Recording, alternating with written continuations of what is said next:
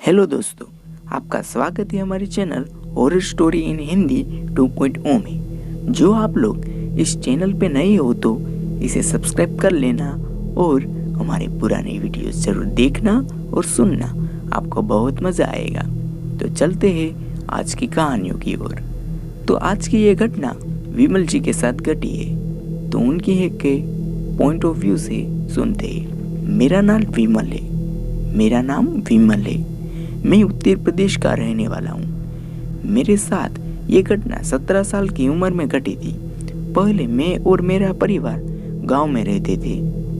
उन दिनों बिजली नई आई थी। हमारे गांव में बिजली 3 घंटे से ज़्यादा नहीं आती थी और हमारा जो घर था वो शमशान घाट से मुश्किल से 30 कदमों की दूरी पे था। हमने शमशान घाट की ओर खुलने वाला दरवाज़ा भी बंद रखवाया था। कभी कभी दोपहर को शमशान घाट से अजीबोगरीब आवाज़ें आती थी और मुझे थोड़ा सा परेशान करती थी, पर मैं इस बारे में मेरे परिवार वालों को भी मैंने बताया था। कोई भी इस बात में यकीन ही नहीं करता था और मजाक में ही ले लेते थे। मुझे भी ऐसा लगने लगा था कि यह मेरा भ्रम होगा। एक बार हम तीनों भाई छत पर बैठे थे, तब मेरी नज़र शमशान घाट के दरवाजे पर पहुंची। मैंने देखा कि एक बूढ़ी औरत वहां दरवाजे के बाहर 3 नींबू और एक लाल साड़ी छोड़ के वहां से जा रही थी। मुझे तो तब बहुत ही अजीब लगा था। तब बहुत ही अजीब लगने के बाद मेरे पास बैठे दोनों भाइयों ने भी उस औरत को वो चीजें छोड़ते हुए देखा था। हम तीनों तब थोड़ा घबराए, पर मेरे बड़े भाई ने बोला कि ऐसी चीजें तो शमशान घाट के आसपास होती ही रहती है, इन चीजों पर कम ही ध्यान दिया करो और इसे इग्नोर करना ही अच्छा होगा। बड़े भाई की बात सुन के मैंने पूछा कि भैया, ये सारी चीजें हमारे घर के पास ही हो रही है, हमें अम्मा बाबा को बताना चाहिए।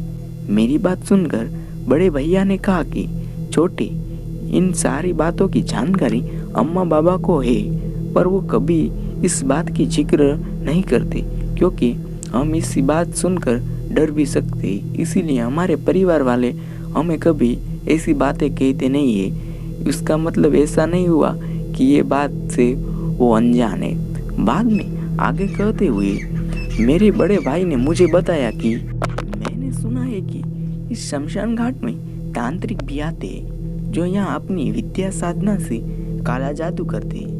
ऐसी बातें चल रही थी, तभी नीचे से मम्मी ने खाने के लिए बुलाया। फिर हम सभी खाना खाने के लिए चले गए। मेरे मन में अब भी उस शमशान घाट के बारे में ही मैं सोच रहा था। मैंने उस रात फैसला किया कि मैं आज भूत देखते ही रहूंगा। मैं आज भूत को किसी भी हालत में देख के ही रहूंगा। बाद में मेरे कमरे में गया और शमशान घाट की ओर बंद पड़ी खिड़की को खोल दिया। अब मैं एक टेबल डाल उसी खिड़की के सामने बैठ गया। मैंने सोचा था कि मैं पूरी रात यहाँ जाके भूत देखूंगा।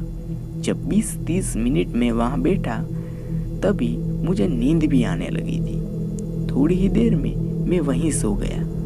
करीबन आधी रात को एक ठंडी पवन की लहर ने मेरी नींद उड़ा दी। मेरी नज़र तुरंत ही शमशान घाट के दरवाजे पर गई।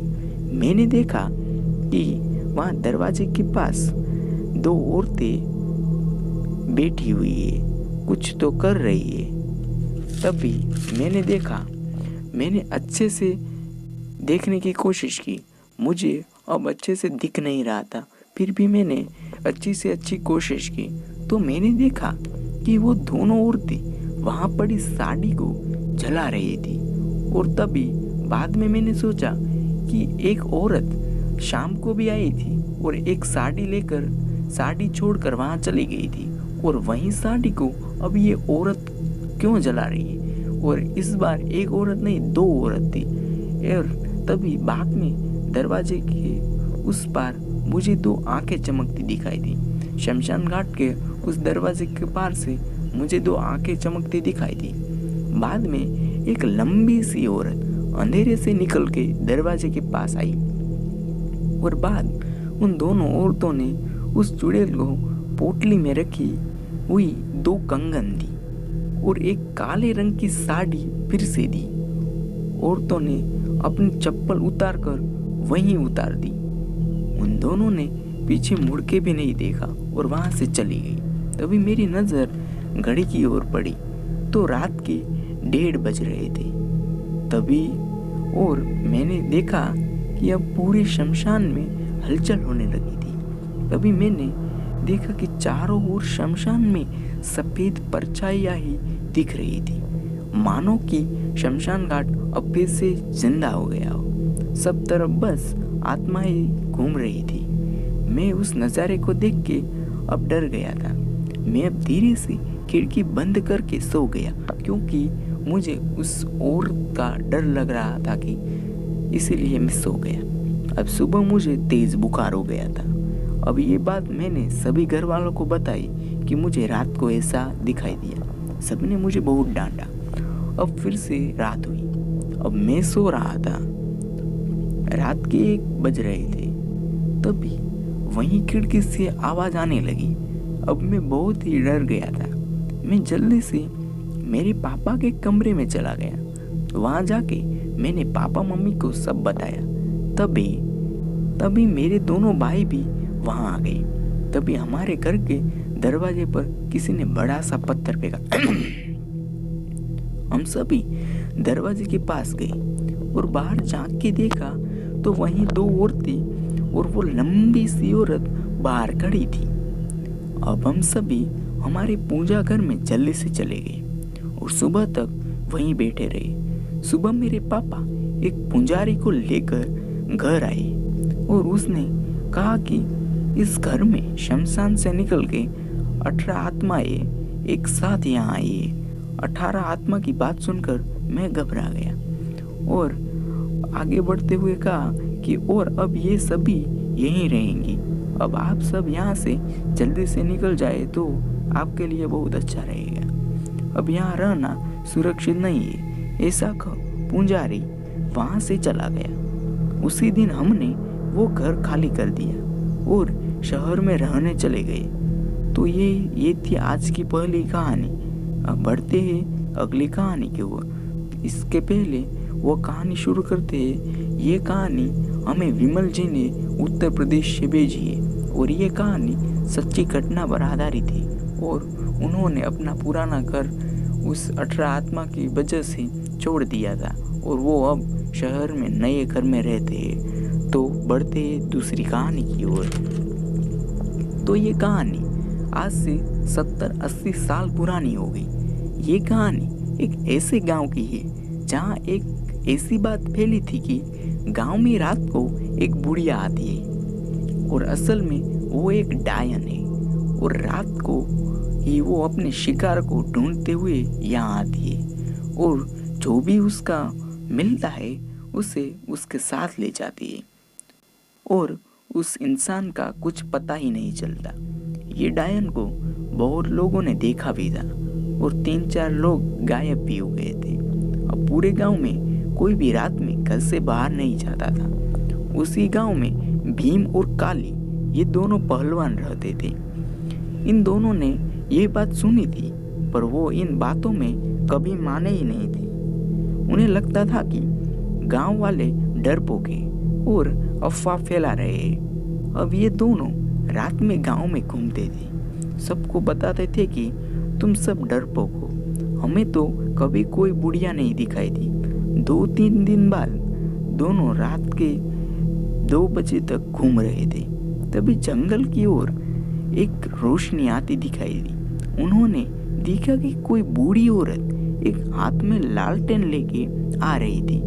उसको देख वो दोनों थोड़ा घबराए पर दोनों साथ में थे इसीलिए किसी ने भी पीछे नहीं मुड़ा। ये दोनों उसे देख उसके पास गए और पूछा, कौन हो तुम? उसकी बात सुन बुढ़िया ने कुछ जवाब ही नहीं दिया और बस एकटक उन दोनों की ओर देख रही थी। तभी काली ने अपने पास रखी लकड़ी उस बुढ़िया के आगे रखी। बुढ़िया ने एक बार आंख बंद की और देखते ही देखते वो बुढ़िया भेड़िया बन गई। उसने अपना रूप बदल लिया। भेड़िया बन गई। वो पूरी की पूरी भेड़िया जैसी लग रही थी, बड़े बड़े दांत और नाखून, और रंग भी उसका काला। काली और भीम उस दोनों भेड़िए को देख के भागने लगे। वो भेड़िया भी उन दोनों के पीछे भाग रहा था। वो दोनों पूरी जी जान लगा के दौड़ने लगे, फिर भी भेड़िया उनके आगे आगे चल रहा था। अब ये दोनों के फिर वहीं के वहीं जम गए थे। अब भेड़िया आगे दिख रहा था और ये दोनों भी अब थोड़े से डर गए थे और दोनों ही वहां से हिल भी नहीं पा रहे थे। तभी देखा कि बाजू वाले घर का दरवाजा खुला और एक व्यक्ति बाहर निकला। उसने काली चद्दर ओढ़ी थी और लंबा चौड़ा भी था। उसने अपने हाथ में रखी पोटली में से एक चुटकी भर के कुछ राख जैसा उस भेड़िए पर डाला। तभी भेड़िया चिल्लाते हुए फिर से बुढ़िया बन गया और जलने लगा। उसकी चीखें पूरे गांव में गूंजने लगी और देखते देखते बुढ़िया राख में बदल गई और वो काली चद्दर ओढ़े आदमी को ये दोनों पहलवान देखने लगे। उन दोनों ने उसे कुछ भी नहीं पूछा। वो दोनों तो उसको देखते ही थोड़ा सहम गए और वहीं के वहीं जम गए थे। अब क्या हुआ कि वो देखते ही देखते वो बुढ़िया भी जल गई थी, इसीलिए वो आदमी वहीं के वहीं खड़ा था। उसके पास रखी एक बोतल में उस बुढ़िया की वो राख उसने भर ली और वहां से जाने लगा।